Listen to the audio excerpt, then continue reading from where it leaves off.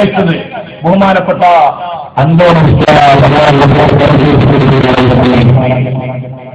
കുറെ മുമ്പ് ഞാൻ വായിച്ച് മാറ്റിവെച്ച ഗ്രന്ഥങ്ങളിൽപ്പെട്ട ഒരു ഗ്രന്ഥം, അപവാദങ്ങൾക്ക് മറുപടി എന്ന തബ്ലീഗ് നേതാവ് അബുൽ ഖൈർ മൗലവിയുടെ പുസ്തകത്തിന് ഗണ്യമായി ബഹുമാനപ്പെട്ടവരെഴുതിയ ഗ്രന്ഥം. ആ ഗ്രന്ഥമാണ് തബ്ലീഗ് ജമാഅത്തെ എതിർത്ത് എന്തുകൊണ്ട് അല്ലാഹു തആല ഈ സദസ്സിന്റെ ഈ പ്രവർത്തനത്തിന്റെ സവാബ് മഹാനായ അൻവർ ഉസ്താദിന്റെ ഖബറിൽ അനുഗ്രഹീതനായ ആ മഹാനായ പണ്ഡിതൻ അല്ലാഹു നമ്മയും മോളെയും സ്വർഗത്തിൽ ഒരുമിച്ച് കൂട്ടിപ്പെരുമാറാൻ പറ്റും. നിങ്ങളറിയോ സഹോദരങ്ങളെ, ഒരു അക്ഷരം പോലും ഒരു മായുള്ള അബുൽ ഖൈർ റിസൾട്ട് പറഞ്ഞിട്ടുണ്ടെങ്കിൽ അതിനും കൂടി മറുപടിയാണ്. ആ രൂപത്തിൽ മറുപടി എഴുതിയ ഗ്രന്ഥാനിത്. തബ്ലീഗ് ജമാഅത്തിന്റെ അൽ മുഹല്ലബിന്റെ വിവർത്തകൻ ആവശ്യപ്പെടുകയാണെങ്കിൽ ഞാൻ ഈ പുസ്തകം അദ്ദേഹത്തിന് യാതൊരു കുഴപ്പമില്ല. എന്റെ പ്രസംഗങ്ങൾ കേൾക്കണമെന്നില്ല, ഈ പുസ്തകങ്ങൾ വായിച്ചാൽ മതി. മാന്യ സഹോദരൻ, ഈ പുസ്തകം മാത്രം വായിച്ചാൽ മതി. നിങ്ങളുടെ അൽ മുഹല്ലബിന്റെ മലയാള വിവർത്തനം എഴുതിയതിന്റെ മറുപടി പതിറ്റാണ്ടുകൾക്ക് മുമ്പ് മഹാനായ Anwar Ustad P K M Baqavi Anwar Ustad അവരുകൾ 1987 ഈ പുസ്തകം പുറത്തിറങ്ങിയപ്പോൾ മറുപടി രേഖപ്പെടുത്തിയിരിക്കുകയാണ്. അറിയോ നിങ്ങൾ, മുഹമ്മദിലെ ഒരു വിഷയവും വിട്ടുപോയിട്ടില്ല. നിങ്ങളുടെ അപവാദങ്ങളുടെ മറുപടിയുള്ള പൊള്ളയായ വാദഗതികൾക്കുള്ള സർവ്വമറുപടികളും ആ മറുപടികൾ മുഴുവനും വളരെ വ്യക്തമായ ഹർഫം ബിഹർഫ് ലഫ്ളം ബിലഫ്ള് ഈ ഗ്രന്ഥത്തിൽ ബഹുമാനപ്പെട്ട ഉസ്താദ് അവർ നന്നായി നമ്മൾ മനസ്സിലാക്കേണ്ട ഒരു കാര്യമാണ്. ചെറിയൊരു വിഷയമല്ലത്. കാരണം ഈ ജാതി വാദഗതികളുമായിട്ട് ഇവർ കുറെ കാലമായിട്ട് ആളുകളുടെ ഇടയിൽ ഞങ്ങൾക്കിങ്ങനെ വാദല്ല. ഞാനിത് വായിച്ചപ്പോൾ മനസ്സിലാക്കി എന്താ അറിയോ, ചില സ്ഥലങ്ങളിലൊക്കെ തബ്ലീഗ് ജമാഅത്തിന്റെ ആശയ വിശദീകരണങ്ങൾക്ക് അവരുടെ അബദ്ധങ്ങൾ പറഞ്ഞു കൊടുക്കാൻ ചെന്നാൽ ഇവരുടെ സാധാരണക്കാരായ ഈ ഗസ്റ്റിന് പോകുന്ന ആളുകൾ, ദാവത്തിന് പോകുന്ന ആളുകൾ, തബ്ലീഗിന് പോകുന്ന ആളുകൾ, ഈ ആളുകൾ എന്താ പറയാൻ അറിയോ, അപ്പോ ഞങ്ങൾക്ക് അങ്ങനെയുള്ള നേതാക്കന്മാരൊന്നും ഇല്ലട്ടോ, ഞങ്ങൾ അവരെ അറിയൂലട്ടോ. സാധുക്കൾ പരമസാധുക്കളായിട്ട് ഞങ്ങൾ അറിയും. ഞങ്ങൾ നിസ്കരിക്കാൻ വേണ്ടി അതിനുവേണ്ടി മാത്രം പോകുന്ന ആളുകളെ, അതൊരു കാപട്യമാണ്. ഇതൊരു നിസ്കരിപ്പിക്കുന്ന പാർട്ടിയാണെന്ന് തെറ്റിദ്ധരിച്ചു പോയോ എങ്കിൽ അതും നിങ്ങൾക്ക് പറ്റിയ അബദ്ധമാണ്. തബ്ലീഗ് ജമാഅത്ത് എന്ന് പറയുന്ന പ്രസ്ഥാനം നിസ്കരിപ്പിക്കുന്നതിന് വേണ്ടി ഉണ്ടാക്കപ്പെട്ട പാർട്ടിയല്ല, നിസ്കരിപ്പിക്കാൻ വേണ്ടി നിർമ്മിച്ച പാർട്ടിയല്ല. കേട്ടോ സഹോദരങ്ങളെ, ഹസ്രത്ത് മൗലാന മുഹമ്മദ് ഇലിയാസ് ഉൻകി ദീനി ദഅവത്ത് എന്ന പുസ്തകം, ഈ പുസ്തകത്തിൽ ഹസ്രത്ത് മൗലാന മുഹമ്മദ് ഇലിയാസ് ഈ പുസ്തകത്തിൽ വളരെ വ്യക്തമായ മുഹമ്മദ് ഇലിയാസ് പറയുന്ന ഓരോ വിഷയങ്ങളും രേഖപ്പെടുത്തി വെച്ചിട്ടുണ്ട്. ഇതിന്റെ 234 പേജ് നിങ്ങളൊന്ന് മറച്ചു നോക്കിയാൽ നിങ്ങൾക്ക് കാണാൻ കഴിയുന്ന ഒരു വിഷയമുണ്ട്. ഞാൻ ശ്രദ്ധയിലേക്ക് എടുത്തു വെക്കാൻ ആഗ്രഹിക്കുകയാണ് സഹോദരങ്ങളെ. അപ്നെ അസീസ് മൗലവി സഹീറുൽ ഹസൻ സാഹിബ് MA അലൈ എന്ന് പറഞ്ഞാൽ അലിഗർ യൂണിവേഴ്സിറ്റിയിൽ നിന്ന് MA ബിരുദം നേടിയ അസീസ് മൗലവി സഹീറുൽ ഹസൻ से फरमाया जो एक वसी नजर आलिम വലിയ ആലിമും ആയത്തിൽ വിശാലമായ ചിന്തകനുമായ ഈ സഹീറുൽ ഹസനോട് പിന്നെ ഏക മർത്തബ ഒരു തവണ അദ്ദേഹം പറയുകയുണ്ട്. ഒരു ഘട്ടത്തിൽ പറഞ്ഞ എന്താണ്, സഹീറുൽ ഹസൻ, ഓ സഹീറുൽ ഹസൻ, മേരാ മുദ്ദ കോയി പാത്താ നഹി, എന്റെ വാദം ആളുകൾക്ക് പിടികിട്ടിയിട്ടില്ല. എന്താണ്, എന്റെ വാദവും ഉദ്ദേശിക്കുന്ന ആളുകൾക്ക് പിടികിട്ടിയിട്ടില്ല. ആരാണ് പറയുന്നത്? ആരാ പറയുന്നത്? ഷാ മുഹമ്മദ് ഇലിയാസ് എന്ന ഇവരുടെ സ്ഥാപക നേതാവ്. ഇന്ന ഹാദിഹിൽ ജമാഅത്ത് ഖാമത്ത് അലാ യദി ശൈഖ് മുഹമ്മദ് ഇലിയാസിന്റെ കരങ്ങളാലാണ് ഈ പ്രസ്ഥാനം സ്ഥാപിതമായത് എന്ന് പറഞ്ഞല്ലോ. അതുവാണെങ്കിൽ ഞാൻ ഉറുദു പുസ്തകത്തിൽ വായിച്ചുതരാം, ഉറുദു ഗ്രന്ഥത്തിൽ നിന്നും വായിച്ചുതരാം. നിങ്ങൾ ശ്രദ്ധിക്കേണ്ട വിഷയമാണിത്. പറയുന്ന കാര്യം ശ്രദ്ധിച്ചോളൂ. എന്താ പറയുന്നത്? ലോക സമത്തെ ജനങ്ങൾ മനസ്സിലാക്കിയിരിക്കുന്നു KA തഹരീഖ് സലാത്ത് ഇവർ നിസ്കരിപ്പിക്കുന്ന പാർട്ടിയാണ് എന്ന് മൈ ഖസം സേ കഹ്താ ഹൂം, ഞാൻ സത്യം ചെയ്തുവെന്ന് പറയുന്നു. KA ഹർജിസ് തഹരീഖ് സലാത്ത് നഹി, ഇത് ഒരിക്കലും ഒരു നിസ്കരിപ്പിക്കുന്ന പാർട്ടിയല്ല. ചില ആളുകൾ ഞങ്ങൾ നിസ്കരിപ്പിക്കാനല്ലേ, ഞങ്ങൾ ദഅവത്തിനല്ലേ, ഞങ്ങൾ ഗസ്റ്റിനല്ലേ, ഞങ്ങൾ തബ്ലീഗിനല്ലേ. എന്തിനാ സഹോദരങ്ങളെ ഇത്ര വലിയ സാധുക്കളാണ് നിങ്ങൾ, ഇത്രയും പരമസാധുക്കളാണ് നിങ്ങൾ? നിങ്ങൾ ഈ പ്രസ്ഥാനം ഏതാണെന്ന് പഠിച്ചൂടെ? ആരാ നേതാക്കളെന്ന് പഠിച്ചൂടെ? എത്ര മറുപടികൾക്ക് മറുപടികളുമായിട്ടാണ് നിങ്ങളുടെ ഗ്രന്ഥങ്ങൾ പലപ്പോഴും നിങ്ങളുടെ നേതാക്കന്മാരെ എത്തിയത്. ഇത്ര സംശയിക്കപ്പെടുന്ന ഒരു സമൂഹത്തിന്റെ പിന്നിൽ ആയുസ് കളയണോ? ഞാൻ ചോദിക്കുകയാണ്, ഉലമാ അതാ ഇത്രയേറെ എതിരഭിപ്രായങ്ങൾ രേഖപ്പെടുത്തിയ ആളുകൾ, അവരുടെ പിന്നിൽ നിന്ന് നിങ്ങളുടെ സമയം കളയണോ? ആയുസ് തീർക്കണോ? ചിന്തിക്കണ്ടേ? പരസ്പരം നമുക്ക് നൽകിയ ബുദ്ധി കൊണ്ട് ആലോചിക്കേണ്ട വിഷയമല്ലേ സഹോദരന്മാരെ, സുഹൃത്തുക്കളെ? എനിക്ക് പറയുകയാണ്, പരമായ ഒരു ദിവസം വളരെ ദുഃഖത്തോടുകൂടെ അതാ സാമുല്യാസ് പറഞ്ഞു,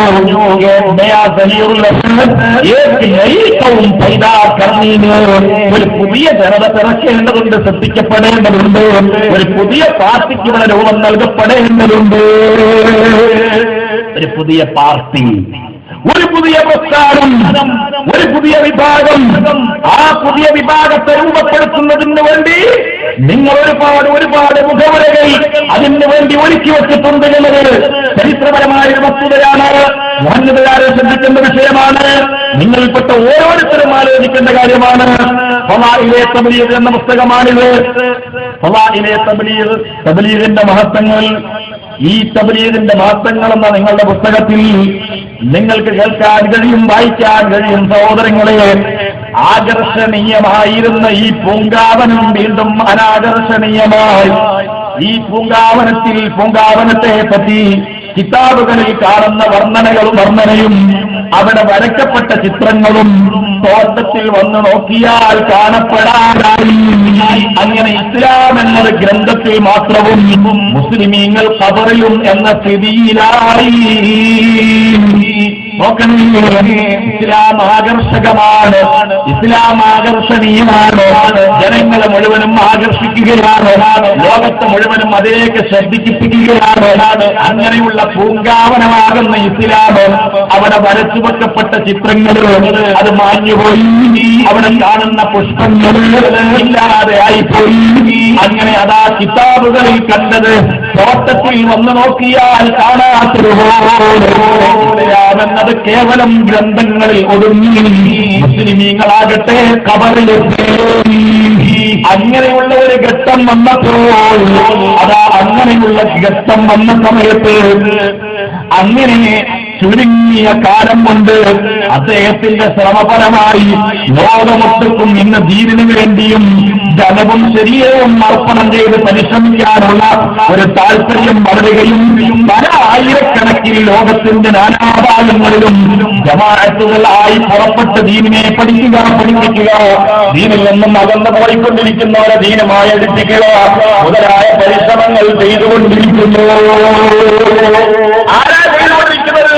ആരുടെ നേതൃത്വത്തിലാണ് ചെയ്യുന്നത്? നേതൃത്വത്തിൽ. ആ നേതൃത്വമാകട്ടെ ഒരു വെള്ളി നക്ഷത്രമായി കടന്നു വന്നിരിക്കുകയാണ്. അതോ അങ്ങനെയുള്ള മഹാന്മാരുടെ നീണ്ട മാലയിലെ ഒരു രത്നമണിയാണ് ബഹുമാനപ്പെട്ട മൗലാന റഹ്മത്തുള്ളാഹി അലൈഹി അവർ. ആ രത്നമണിയാണിത് തുടങ്ങിയത്. കാഞ്ഞാർ മൂസ മൗലാന എന്ന നിങ്ങളുടെ നേതാവിന്റെ അവതാരികയാണ്. അതിൽ നിന്ന് ഞാൻ വായിച്ചതാണ്. എന്ന പോലെന്ത 1964 മുഹമ്മദ് മൂസ ഖാജാൻ എന്ന് പറഞ്ഞതിന്റെ അവസാനം എഴുതിയതും കാണാവുന്നതാണ്. അങ്ങനെയുള്ള രത്നമണി തുടക്കം കുറിച്ച തബ്ലീഗ് ജമാഅത്ത് നിസ്കരിപ്പിക്കുന്ന പാർട്ടിയല്ല, അതൊരു പുതിയ പാർട്ടിയെ നിർമ്മിക്കലും ഉണ്ടാക്കലും സൃഷ്ടിക്കലുമാണ്. അതിനു വേണ്ടിയാണ് ഈ പ്രസ്ഥാനത്ത് രൂപീകരിക്കപ്പെട്ടിട്ടുള്ളത് എന്ന് ലോകത്തെ ഓർമ്മപ്പെടുത്തുകയാണ്. ദുഃഖത്തോടെ വലിയൊരു അച്ഛനോട് പറയുകയാണ്. അങ്ങനെയുള്ള ആ പാർട്ടി ഉണ്ടല്ലോ, ആ പാർട്ടി സുന്നത്ത് ജമാഅത്തിന്റെ ആദർശങ്ങളിൽ നിന്ന് വ്യതിചരിച്ചു പോയപ്പോൾ അവർ ലോകത്തെ വിലമാനത്തോട് പറഞ്ഞപ്പോൾ ഞങ്ങൾക്ക് അങ്ങനെ വാദമില്ല എന്ന് പറയാൻ നിങ്ങൾ ശ്രമിക്കുന്ന കൂട്ടത്തിൽ മറ്റൊരു വാദം കേൾക്കണോ? എന്താണ് ആ വാദം? വേറെ മനസ്സിലാകുന്ന ചില കാര്യങ്ങൾ ഞാൻ നിങ്ങൾ ശ്രദ്ധയിലേക്ക് പ്രധാനമായും എടുത്തു കൊണ്ടുവരികയാണ്. ഇതില്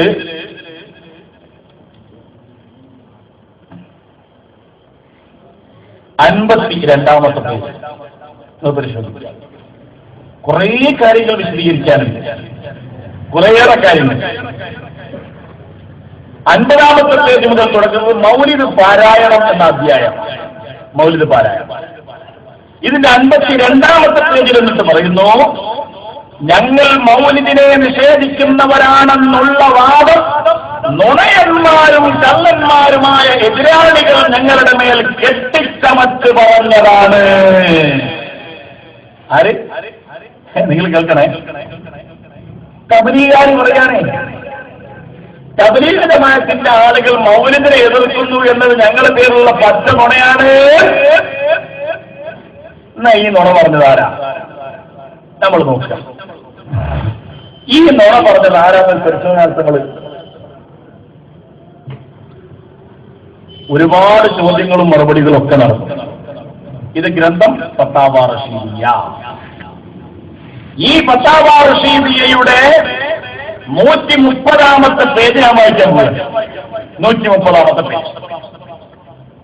തബ്ലീഗ് നേതാക്കളും പ്രവർത്തകരും ശബ്ദം ശ്രമിക്കുന്നവരിലുണ്ടെങ്കിൽ നിങ്ങളെടുത്ത് പുസ്തകം ഉണ്ടോ ഇല്ലേ ഞാനറിയില്ല. ഞാനിത് ഒറിജിനൽ കോപ്പി വെച്ച് വായിക്കുന്നു. ഫത്താവ റഷീദിയ നിങ്ങൾ റഷീദ് അഹമ്മദ് ഗാംഗുഹിയുടേതാണ്. അദ്ദേഹം നിങ്ങളുടെ നേതാവാണെന്ന് അൽ മുഹന്നദിൽ പറയുന്നു. ഖുത്ബുൽ ആലമാണെന്ന് കാജാർ മൂസ മൗലാന പറയുന്നു. നിങ്ങളെ വലിയ നേതാവാണെന്ന് പറയുന്നു. നിങ്ങൾ തന്നെ പറയുന്നു ഞങ്ങൾക്ക് മൗലിദ് കഴിക്കൽ അതിനോട് യാതൊരു എതിർപ്പില്ല. എന്നാ ഇതിന്റെ ഒന്ന് അർത്ഥം പറയുന്നത്, ഈ വരികൾക്ക് ഒന്ന് അർത്ഥം നിങ്ങൾ പറയോ? അൽ മുഹന്നദിന്റെ വിവർത്തനം എഴുതിയ ആൾ ഉറുദു അറിയുന്ന ആളാണോ? ആയിരിക്കുന്ന ഞാൻ മനസ്സിലാക്കുന്നു. വേറെ ആളെ എഴുതിക്കൊടുത്ത അല്ലാതെ ഞാൻ മനസ്സിലാക്കാം. അങ്ങനെ നാളെ പരിധരിക്കേണ്ട ആവശ്യം നമുക്കില്ലല്ലോ. ഏതാ ഞാൻ ഈ കാണിച്ചു തരുന്ന ഭാഗം നിങ്ങൾ ഈ സദസ്സിന്റെ മുമ്പ് വായിച്ച് ഇതിന്റെ ഒന്ന് അർത്ഥം പറയണം. അല്ല, അതിങ്ങനെ മർക്കത്ത് ഇറക്കിയ കോപ്പിയാ. ഞങ്ങൾക്ക് ഇല്ലാത്ത വാദങ്ങള് മർക്കത്തിന് അച്ചടിച്ചിറക്കിയിട്ട് ഫത്താവ റഷീദിയ എന്ന് പേര് കൊടുത്തതാ. എന്നാ ഇതിന്റെ മൂലഗ്രന്ഥങ്ങളുടെ കയ്യിലുണ്ടാവൂലേ? ആ ഗ്രന്ഥം ഒന്ന് കൊണ്ടുവരും. ഞാൻ ഈ വായിക്കുന്ന ഭാഗം ഇല്ലാത്ത ഫത്താവ റഷീദിയ ഈ സദസ്സിന്റെ മുന്നിലോ ഏതെങ്കിലും സദസ്സിന്റെ മുന്നിലോ ഹാജരാക്കാൻ നിങ്ങളുണ്ടോ? പണ്ട് മലപ്പുറത്ത് വെച്ച് ജമാഅത്ത് ഇസ്ലാമിയുമായിട്ട് ഖണ്ഡന പ്രസംഗം നടക്കുമ്പോൾ ജമാഅത്ത് ഇസ്ലാമിയുടെ പ്രബോധനത്തിൽ 1989 അച്ചടിച്ചു വന്നൊരു വിഷയമുണ്ട്. സുന്നികളും സുന്നത്ത് ജമാഅത്തും എന്ന് പറയുന്ന ലേഖനത്തിൽ ഹദ്ദാദ് റാത്തീബിൽ ഒരിടത്ത് ഇങ്ങനെ വായിക്കാം എന്ന് പറഞ്ഞിട്ട് ഹദ്ദാദ് റാത്തീബിന്റെ പേരിൽ ഒരു കളവ് ഹദ്ദാദ് റാത്തീബിൽ ഉണ്ട് എന്ന് പറഞ്ഞിട്ട് പ്രബോധനത്തിൽ കൊടുക്കുന്ന വിഷയം എന്താണെന്ന് അറിയണം. എന്താ കൊടുക്കുന്നത്?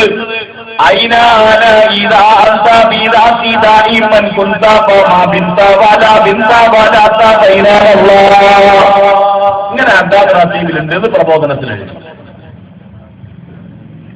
ഇത് ഏത് ലെവൽ മയക്കൂത എങ്ങനെയാണ് ഹദ്ദാദ് റാത്തീബ് നമ്മൾ ചോദിച്ചവരോട് മറുപടിയില്ല.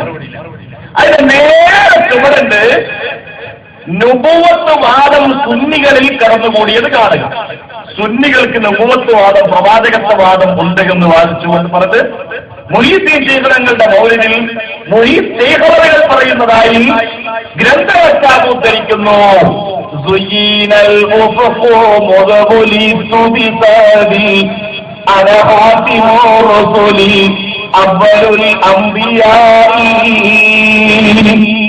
ഞാനാണ് അന്ത്യ ദൈവദൂതനും പ്രഥമ നബിയും എന്ന് ശൈഖുകൾ പറഞ്ഞു എന്ന് മുഹീദ്ദീൻ മൗലിദിൽ ഉണ്ട് എന്ന് അതാ ഗ്രന്ഥകർത്താവ് അവതരിപ്പിക്കുന്നു, എഴുതുന്നു എന്ന് മറ്റ് ജമാഅത്ത് ഇസ്ലാമിക്കാരെ പ്രബോധനത്തിൽ എഴുതിവിട്ട്. മലപ്പുറത്ത് നമ്മൾ ജന്മപ്രസിദ്ധ സമയത്ത് വെച്ച് മൗലവി ഇതവിടെ ഉള്ളത് ഇതൊന്ന് കാണിച്ചു തരുമോ? നമ്മൾ മാന്യമായ ഒരു ചോദ്യമാണത്. കാരണം മൗലവി കിതാബ് ഇവിടെ എല്ലാ വീട്ടിലും ഉണ്ട്. ആ വീട്ടിലുള്ള മൗലവി കിതാബിലൊന്നും ഇങ്ങനെ ഒരു പരി ശൈഖുകളെ പറ്റി ഔദുലകളെ പറ്റി പറഞ്ഞതില്ല. എന്ന് ഞങ്ങൾ പറഞ്ഞു. അപ്പൊ ഇയാൾ പറഞ്ഞു ആലുവയിൽ ആ മൗലിദ് കിതാബുണ്ട്. ആയിക്കോട്ടെ, അടുത്ത ഖണ്ഡന പ്രസംഗമാകുമ്പോൾ നിങ്ങൾ കൊണ്ടുവന്ന് കാണിച്ചാൽ മതി, ആലുവയിൽ നിന്ന് കൊണ്ടുവന്നാൽ മതി. പിന്നെ ഇയാള് ഖണ്ഡന പ്രസംഗത്തിന് വന്നപ്പോ പറഞ്ഞിട്ടറിയോ? പറഞ്ഞത് ആലുവയിൽ ആ മൗലിദ് കിതാബ് സൂക്ഷിച്ചു വെച്ചിരുന്ന മൗലവി മരിച്ചുപോയി എന്നാണ്. ഞാൻ ചോദിച്ചല്ല, ഇയാൾ മരിച്ചപ്പോ ഇയാൾക്ക് തലയണ വെച്ചു കൊടുക്കാൻ വേണ്ടിട്ട് മൗലിദ് കിതാബ് കവറിൽ കൊണ്ടുപോയതാ ആണോ?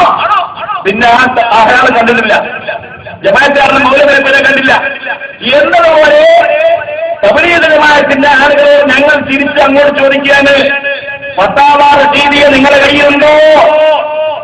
ഞങ്ങളുടെ കയ്യിലുണ്ട്. ഞാൻ ഈ വായിക്കുന്ന വരികൾ നിങ്ങളുടെ ഗ്രന്ഥത്തിലുണ്ടോ? ഇല്ല എങ്കിൽ നിങ്ങൾ തീർച്ചയായും ആ ഫത്താവ റഷീദി ഇവിടെ ഹാജരാക്കണം. ഞങ്ങളുടെ അഭ്യർത്ഥനയാണ്. വെല്ലുവിളി നമ്മൾ പറഞ്ഞിട്ട് നീ ബേജാറാണ്ട, ഞങ്ങൾ അഭ്യർത്ഥന എന്താ വസ്വാൽ ഇൻഖിസാദെ മജ്ലിസെ മീലാദ് ബദൂലെ ഖിയാം ബരിവായാത് സഹീഹ് ദുറത്ത് ഹേ യാ നഹി. മൗലിദ് ഓതുമ്പോൾ നൃത്തമില്ലാതെ സ്വഹീഹായ റിപ്പോർട്ടുകൾ മാത്രം വായിച്ചൊരു മൗലിദ് സംഘടിപ്പിച്ചാൽ അനുവദനീയമാണോ അല്ലയോ?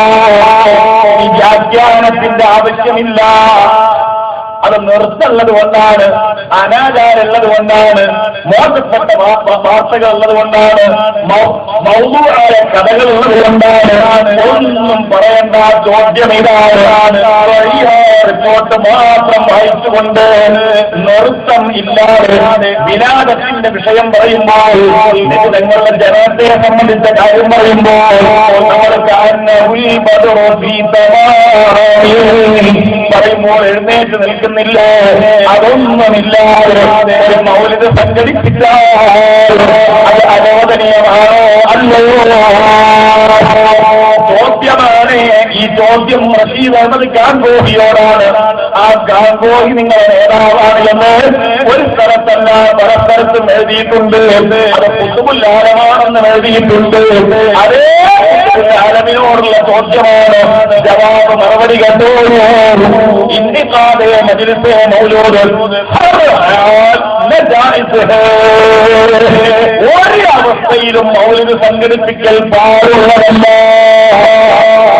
ഓ തബ്ലീഗ് ജമാഅത്തിന്റെ അൽ മുഹന്നദ് വിമർശകനായ മൗലവി, നിങ്ങൾ ആർക്ക് വേണ്ടിയാ വിവർത്തനം എഴുതിയത്? ആരെ വെള്ളപൂശാനാ വിവർത്തനം എഴുതിയത്? ആരെ പറ്റിക്കാനാ വിവർത്തനം എഴുതിയത്? ഇതെഴുതുമ്പോൾ ഫത്താവ റഷീദിയ നിങ്ങളെ മേശപ്പുറത്തുണ്ടോ മൗലവി? നിങ്ങളെ മക്തബയിലുണ്ടോ മൗലവി? നിങ്ങളുടെ നേതാക്കളുടെ കയ്യിലുണ്ടോ മൗലവി? എന്നിട്ട് നിങ്ങൾ ഈ പുസ്തകമല്ലേ മൗലവിക്കാരൻ മൗലവി പുസ്തകം എഴുതുമ്പോൾ ഞാൻ ചോദിക്കട്ടെ നിങ്ങളോട്, അത് മുഹമ്മദിന്റെ വിവർത്തനം എഴുതുമ്പോൾ ഈ ഫത്താവ റഷീദിയുടെ നിവർത്തിപ്പോടായിരുന്നു? സുന്നി പണ്ഡിതരെ വിളിച്ചിട്ട് അതാ ഈ പറയുന്നതിന് വിരുദ്ധമായി ഏതെങ്കിലും കിതാബിലുണ്ടോ അന്വേഷിച്ചുകൂടായിരുന്നോ? അതാ പ്രിയപ്പെട്ട സഹോദരങ്ങളെ, ഹസ്രത്തുകളെ ഒരു കൊടുങ്കാറ്റിന്റെയും വഹാബിസത്തിന്റെയും ആശലത്തിനെതിരെ ആത്മവിശ്വന്റെ രംഗത്ത് വന്നപ്പോ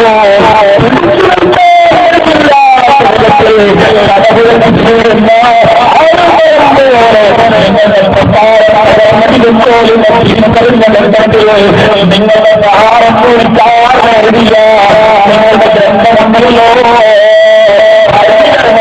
രജിസ്റ്റർ ഗ്രന്ഥമുണ്ടല്ലോ വാങ്ങി വന്നത്, ആ മുഹമ്മദിന്റെ മലയാളത്തിൽ വിവർത്തനം എഴുതുമ്പോൾ നിങ്ങളുടെ അപവാദങ്ങൾക്ക് മറുപടി എന്ന പുസ്തകം നിങ്ങൾക്ക് എഴുതിയ മൗലവിയുണ്ടല്ലോ, അതുപോലെ ദൈവം ഒരാളുടെ ബന്ധാവ് എന്ന പുസ്തകം രചിച്ച മൗലവിയുണ്ടല്ലോ. ആ മൗലവിമാരുടെ പുസ്തകങ്ങൾക്ക് സുന്നികളെ വല്ല മറുപടിയും എഴുതിയിരുന്നോ? അന്വേഷിച്ചുകൂടായിരുന്നോ?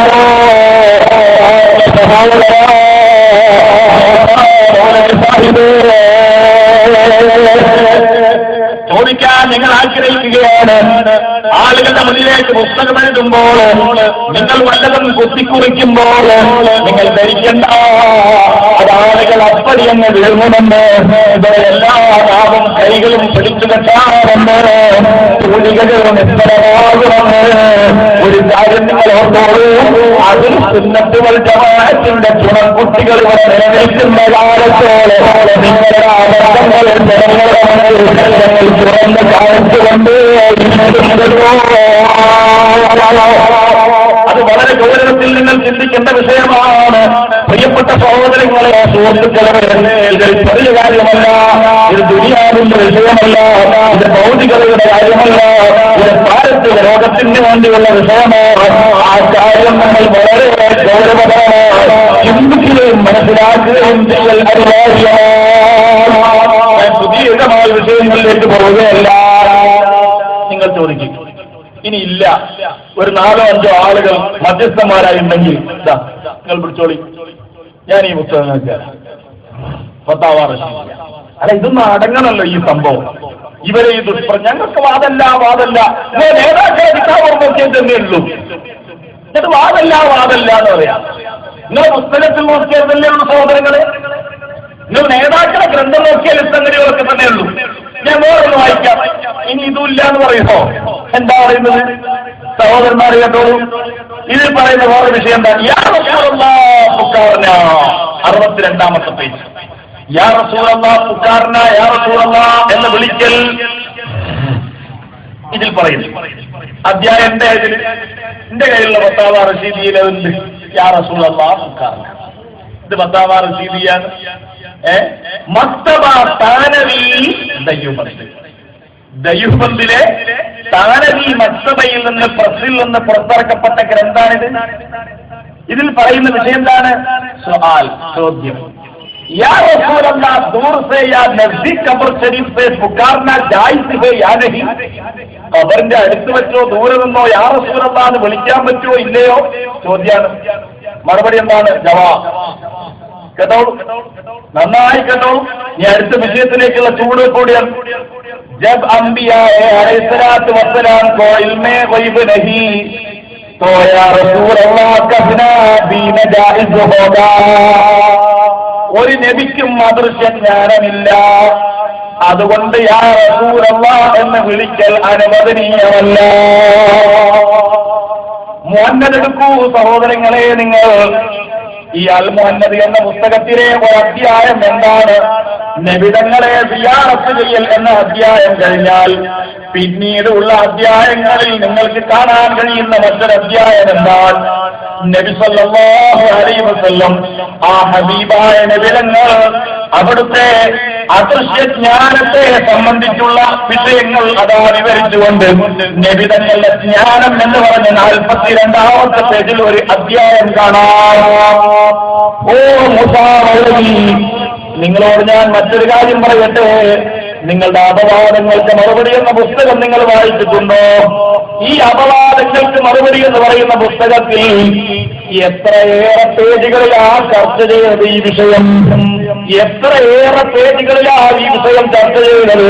നിങ്ങൾ കരുതിയോ നിങ്ങൾ ഈ ഒരു അൽ മുഹമ്മദിന്റെ വിവർത്തനം എഴുതുമ്പോഴേക്ക് ഞങ്ങളങ്ങ് പേടിച്ചു പോകും, ഞെട്ടിപ്പോകുമെന്ന്? അത് ഞങ്ങളുടെ നേതാക്കൾ എഴുതിയ മറുപടിയും എത്ര സമഗ്രമാണ്. അതിനെതിരെ ഇന്ന് വരെ ഒരു അഭിനയനും നിങ്ങളെ മരിച്ചുപോയ നിങ്ങൾ വിളിക്കുന്ന എന്ന മീൻ മിണ്ടാൻ കഴിഞ്ഞിട്ടില്ല. ഇന്ന് വരെ ഉണ്ടാക്കിയിട്ടുണ്ടോ അന്നോർ ഉസ്താദിന്റെ പുസ്തകത്തിന് മറുപടിയായിട്ട്? ആ മറുപടികളൊന്ന് വായിച്ചു നോക്കിയാൽ മതി. എന്റെ പ്രസംഗം കേൾക്കണമെന്ന് പോലുമില്ല. സർവ്വ മറുപടികളും ഇതിലും സവിസ്തരം പ്രതിപാദിക്കപ്പെട്ടിരിക്കുകയാണ്. ഞാൻ അതിലുള്ളതും അല്ലാത്തതുമായ കുറച്ച് കാര്യങ്ങൾ നിങ്ങൾ ശ്രദ്ധയിലേക്ക് പെടുത്തുന്നു എന്ന് മാത്രം. സഹോദരങ്ങളെ, ഈ അൽ മുഹമ്മദിൽ വിഷയം എന്താ? അൽ മുഅന്നദിലെ കാര്യം അതാ പറയുന്ന വിഷയം ഓർമ്മല്ല. നബി സല്ലല്ലാഹു അലൈഹി വസല്ലം തങ്ങൾ അദൃശ്യജ്ഞാനം ഇൽമുൽ ഗൈബ് അത് പ്രത്യേക ഹെഡിങ്ങിൽ ചർച്ച ചെയ്യാണ് 47ാമത്തെ അധ്യായത്തിൽ. ഇൽമുൽ ഗൈബ് എന്ന് പറഞ്ഞ പ്രത്യേക ഒരു അധ്യായം തന്നെ കാണാൻ കഴിയും. ഈ അധ്യായത്തിൽ പറയുന്ന വിഷയം എന്താണ് സഹോദരന്മാർ ശ്രദ്ധിച്ചോളൂ. എന്താ പറയുന്ന കാര്യം? നബി സല്ലല്ലാഹു അലൈഹി വസല്ലം തങ്ങൾ നബി തങ്ങൾക്ക് അദൃശ്യജ്ഞാനം അത് ഇല്ല എന്നതാണ്. നബി അദൃശ്യം അറിയില്ല എന്നതാണ് നിങ്ങളുടെ നേതാക്കളുടെ മറുപടി. അതേ ശൈഖ് താനവി അവരുടെ മറുപടി, നിങ്ങളുടെ മഹാനായ താനവിയുടെ മറുപടി. താനവിയുടെ ആശയമെന്ന് പറയുന്നത് നബിതങ്ങൾക്ക് അദൃശ്യജ്ഞാനമില്ലാതാണ്. അത് നിങ്ങൾ റഷീദ് അഹമ്മദ് ഗാംഗുഹിയുടെയും ആശയമാണ്. റഷീദ് അഹമ്മദ് ഗാംഗുഹിയുടെ ആശയമാണ്, താനവിയുടെ ആശയമാണ്. നബിതങ്ങൾക്ക് അദൃശ്യജ്ഞാനമില്ല. ഇത് തെളിയിക്കാൻ ഞങ്ങൾ എത്രയെങ്കിലും നിങ്ങളുടെ കേന്ദ്രങ്ങളിൽ നിങ്ങൾ സന്നദ്ധരാണ്. ഏത് വാദപ്രതിവാദത്തിൽ ഞങ്ങൾ അതിനെ ഉൾപ്പെടുത്തമാണ്. നിങ്ങളുടെ ഗ്രന്ഥത്തിൽ അത് നിങ്ങൾ എഴുതിയിട്ടുണ്ട്. താനവിയുടെ ഗ്രന്ഥത്തിലുണ്ട്, റഷീദ് അഹമ്മദ് ഗാംഗുഹിയുടെ ഗ്രന്ഥത്തിലുണ്ട്. കേട്ടോളൂ, ഞാൻ പറയാം, ഞാൻ വിശദീകരിക്കാം. അതിന് മുമ്പൊന്ന് കേട്ടോ. ഒരു നബിക്കും അദൃശ്യജ്ഞാനം ഇല്ലാത്തതിനാൽ യാ റസൂലല്ലാഹ് എന്ന് വിളിക്കൽ അനുവദനീയമല്ല. കേട്ടോളെ, अगर ये अकीदा करके कहे कि वो दूर से सुनते हैं सबब इल्म गैब के तो हुक्म है. എന്താണ്? നബിതങ്ങൾ ദൂരെ നിന്ന് വിളിക്കുമ്പോൾ കേൾക്കുമെന്ന വിശ്വാസപ്രകാരമാണ് വിളിക്കുന്ന ആള് വിളിക്കുന്നതെങ്കിൽ അത് തനിച്ച കുഫറാണ്. और ये अकीदा नहीं तो कुफर नहीं मगर कलिमा मुशाबहा कुफर है. ഈ വിശ്വാസമില്ലെങ്കിൽ കുഫറില്ല, കുഫറുമായി കലർന്നു കിടക്കുന്ന ഒരു വിളിയാണ്. ഒരു നിലക്കും യാ റസൂലല്ലാഹ് എന്ന് വിളിച്ചുകൂടാ. മുഖ്യ കാരണം നബിക്ക് അദൃശ്യജ്ഞാനം ഇല്ല. ഓ അൽ മുഅന്നദുകാരാ, എന്തിനായി പേജ് കുത്തിക്കുറിച്ചത്? എന്തിനാണ് മൂത്ത മൗലവി നിങ്ങൾ നേരം പോക്കിയത്? കാരണം ഇത് നിങ്ങൾ ഫത്താവ റഷീദിയാണ്. ആ സമയത്തെ പറ്റി അള്ളാഹുവിനോട് മറുപടി പറയണം. നിങ്ങൾ സുന്നികളായ ആളുകളെ ആക്ഷേപിക്കാനും അധിക്ഷേപിക്കാനും സ്റ്റേജും പേജും ഉപയോഗപ്പെടുത്തുമ്പോൾ നിങ്ങൾ ആലോചിക്കേണ്ട ഇതൊക്കെ നിങ്ങൾ നേതാക്കന്മാർ എഴുതിയുണ്ടെങ്കിൽ മൂസ മൗലവിക്ക് വാദമില്ലെങ്കിൽ മൂസ മൗലവിക്ക് പറയാം, ഞാന് നിസ്കരിപ്പിക്കുന്ന ആളാണ്, നോബോസിക്കാൻ നടക്കുന്ന ആളാണ്, ഹരിലാവരുടെ ചിക്കവെട്ടവിക്കോ താരവിക്കോ കാൺവോയ്ക്കോ ഒക്കെ അങ്ങനെ വാദമുണ്ടെങ്കിൽ ഞാനിന് ഉത്തരവാദിയല്ല. ഞാൻ ശരിയായ രൂപത്തിൽ നിങ്ങളൊക്കെ പോലെ തന്നെ സുന്നിയും സുന്നത്തിമാത്തിന്റെ ആളുമാണ് എന്ന് പറഞ്ഞാൽ നിങ്ങളുടെ വിഷയം കഴിഞ്ഞില്ലേ? നിങ്ങളെന്തിനാ താരവിനെ ഏറ്റെടുക്കാൻ പോകുന്നത്? നിങ്ങളെന്തിനാ കാൺവോയെ ഏറ്റെടുക്കാൻ പോകുന്നത്? നിങ്ങളെന്തിനാ ഇസ്മായിൽ സിംഗിനെ ഏറ്റെടുക്കാൻ പോകുന്നത്? നിങ്ങളെന്തിനാ ഹരിലാവരുടെ അംബേദ്കറിനെ ഏറ്റെടുക്കാൻ പോകുന്നത്? ഞങ്ങളുടെ ചോദ്യം അതാണ്. അവിടെയാ അബദ്ധം പറ്റിയത്. നേർക്കെ നിങ്ങൾക്ക് പറഞ്ഞാൽ പോലെ പിന്നെ അതിന് ഇയാളും ഒരു മറുപടി അറിയാം. ഞങ്ങളുടെ സനദിൽ ഉള്ള മഹാന്മാരാണ്. സനദിലുള്ള മഹാന്മാരും നേർക്കേറുള്ള ഉസ്താദുമാരും അവർ വഴിപിഴച്ചു പോയാൽ അവർ വഴിപിഴച്ചവരാണെന്ന് പറയാനല്ലേ കിതാബ് നമ്മൾ പഠിപ്പിച്ചത്? മത്തനെയും ഗ്രന്ഥങ്ങളും നമ്മൾ പഠിപ്പിച്ചത് മുതലി അല്ലേ? അങ്ങനല്ലേ കിതാബിലുള്ളത്? ഇസ്ലാമിനും ദീനിനും എതിരായിട്ട് മൗലവിമാരും ഉസ്താദുമാരും ഷെയ്ഖുമാരും പെട്ട ആളുകളും സനദിലുള്ള ആളുകളും ആരെങ്കിലും എഴുതുകയോ പറയുകയോ ചെയ്താൽ ആ വാദം തെറ്റാണെന്ന് പറഞ്ഞ് സുന്നത്ത് ജമാഅത്തിന്റെയും ഉലമാഇന്റെയും പാരമ്പര്യത്തിന്റെയും മുസ്തഖീമായ മാർഗത്തിന്റെയും കൂടെ നിൽക്കേണ്ടത് മുസാവി ആലോചിക്കേണ്ട കാര്യമാണ്. സനദിലുള്ള ആളാ. അതുകൊണ്ട് ദൈവത്തിന്റെ പണ്ഡിതന്മാരെ പറ്റി നമുക്ക് പറയാൻ പറ്റൂല എന്ന് പറഞ്ഞിട്ട് നിങ്ങൾ പറഞ്ഞുകൊണ്ടിരുന്നെന്താ? ഈ വാദമൊന്നും അവർക്കില്ല എന്നല്ലേ? പിടിച്ചോളി കിതാബ് എന്നാ ഞാൻ പറയുന്നത്. ഇത് അവരെ പുസ്തകമാണ്, കിതാബിൽ അങ്ങനെ ഉണ്ട്. ഇല്ല നിങ്ങൾ പറഞ്ഞോണ്ട് സംഗതി ശരിയാവൂല. കിതാബിൽ ഞാൻ കാണിച്ചു തരാൻ വളരെ വ്യക്തമായി രേഖപ്പെടുത്തിയിരിക്കുന്നു. യാ റസൂലല്ലാഹ് എന്ന് പോലും വിളിച്ചുകൂടാ. കാരണം നബിക്ക് അദൃശ്യജ്ഞാനമില്ല. മുജാഹിദുകള് റബീഉൽ അവ്വലൊക്കെ ആവുമ്പോ ഓരോ സമയത്ത് ഓരോ മേറ്ററായിട്ട് അവരറിഞ്ഞ എത്ര മറുപടി പറഞ്ഞാലും സുബ്ഹാനല്ലാഹ് ഇത്ര ലജ്ജല്ലാത്തൊരു സമൂഹം ദുനിയാവിൽ മുജാഹിദുകളെ പോലെ വേറല്ല. റബീഉൽ അവ്വലിൽ പിന്നെയും പഴയ പോസ്റ്ററായിട്ട് വളർന്നു. എന്നിട്ട് ഓരോ സ്ഥലത്ത് പോസ്റ്ററുണ്ട്.